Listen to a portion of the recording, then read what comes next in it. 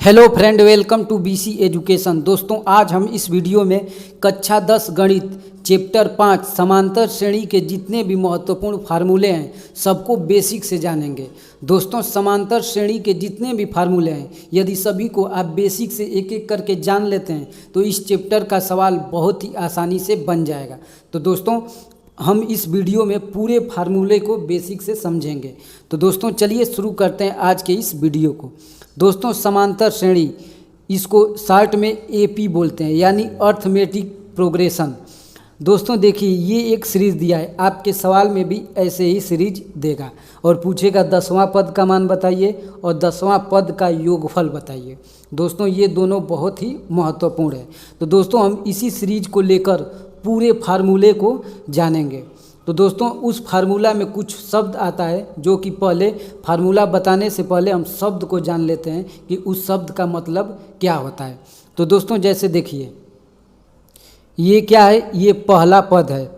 तो पहला पद को हम किससे दर्शाएंगे, यहाँ पर लिख रहा हूँ पहला पद।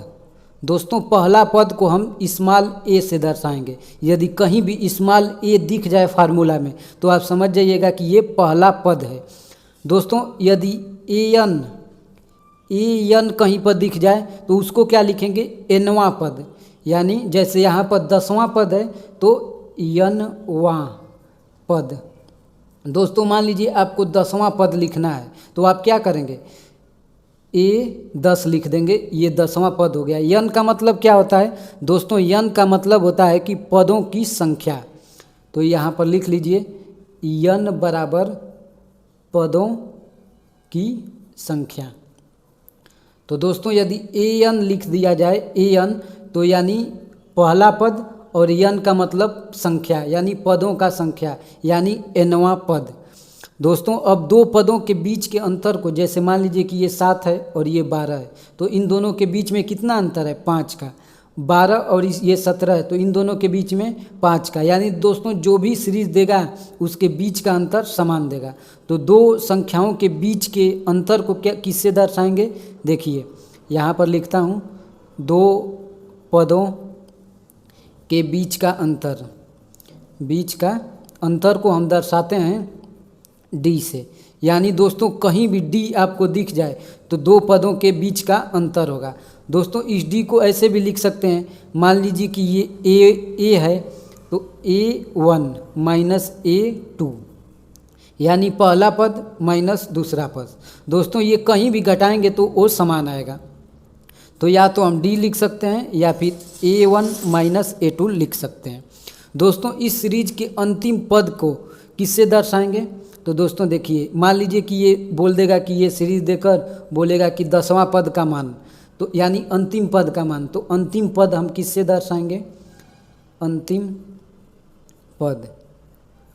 पद दोस्तों एम या यल से दर्शाते हैं। दोस्तों, ये हो गया एम या फिर यल कहीं भी दिखे तो आप समझ जाइएगा कि अंतिम पद है। दोस्तों, ये सभी हम एक आपको नोट बनाकर अभी मैं दिखाऊंगा। आप यदि नोट बना रहे हैं तो आप अभी रुकिए, पहले समझ लीजिए, उसके बाद आप नोट बना लीजिएगा। दोस्तों, अब पदों के योग, जैसे ये पदों का योगफल पूछा है तो पदों के योग को किससे दर्शाते हैं, योग को SN से पदों के योग को। तो दोस्तों, अब इसको एक सीरीज में लिखकर मैं बता रहा हूँ कि किसको किससे दर्शाया जाता है। दोस्तों, यदि आप नोट बना रहे हैं तो अब लिख लीजिए। देखिए, ये पूरा सीरीज दिया हुआ है। ये पद का मतलब संख्या, AP का मतलब होता है अर्थमेटिक प्रोग्रेशन, यानी हिंदी में समांतर श्रेणी। दोस्तों देखिए, ये सीरीज ऐसे ही देगा। ए से हम क्या दर्शाएंगे, ए से पहला पद, यानी जो ये पहला पद है उसको ए से दर्शाएंगे। यदि स्मॉल यन दिख जाए तो वो समझ जाइएगा कि पदों की संख्या को। यदि एन का मतलब क्या होता है कि समांतर श्रेणी का nवां पद या फिर समांतर श्रेणी का nवां संख्या। जैसे मान लीजिए कि ये 10वां पद है तो इसको लिख देंगे A10, तो ये हो जाएगा समांतर श्रेणी का 10वां पद। तो उसका मतलब यही है। यन का मतलब संख्या, पदों की संख्या, और ए का मतलब पहला पद, यानी कि पहला पद और अंतिम संख्या। दोस्तों इस डी का मतलब क्या होता है, एपी का सार्व अंतर, एपी का सार्व अंतर या दो पदों के बीच का अंतर। अभी हमने आपको बताया कि इन दोनों पदों के जो बीच का अंतर होता है उसको किससे दर्शाते हैं, डी से। तो दोस्तों ये सभी लिख लीजिए आप, ए यम या यल, ए यम या यल से किससे दर्शाते हैं, समांतर श्रेणी का अंतिम पद, यानी समांतर श्रेणी के अंतिम पद को इससे दर्शाते हैं। एस एन, समांतर श्रेणी के पदों का योगफल, यदि पदों का योगफल पूछे तो एस एन से दर्शाएंगे। यस कोष्टक में n-1, समांतर श्रेणी यानी एपी के n-1 पदों का योगफल। तो दोस्तों ये जितने भी फार्मूले में शब्द यूज होते हैं इसको मैं आपको बता दिया हूँ। अब चलते हैं फार्मूला को समझते हैं।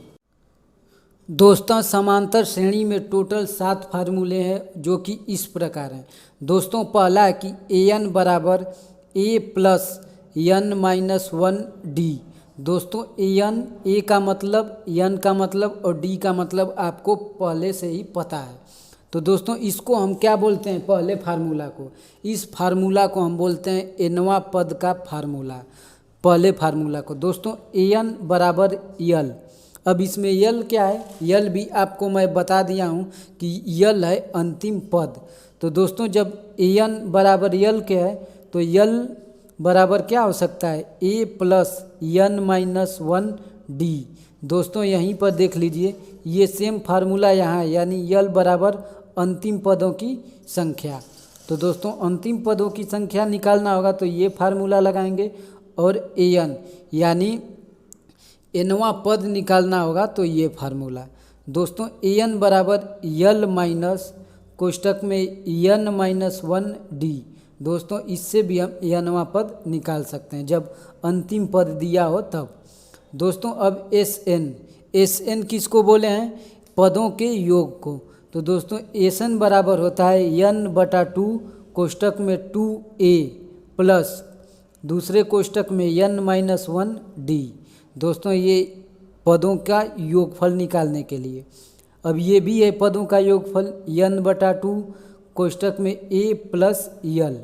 और दोस्तों ये लास्ट वाला है कि an बराबर एस एन माइनस कोष्टक में Sn-1।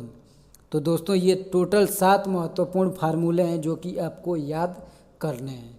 आज के लिए इतना ही, और चैनल पर नए हैं तो प्लीज़ चैनल को ज़रूर सब्सक्राइब कर लीजिए।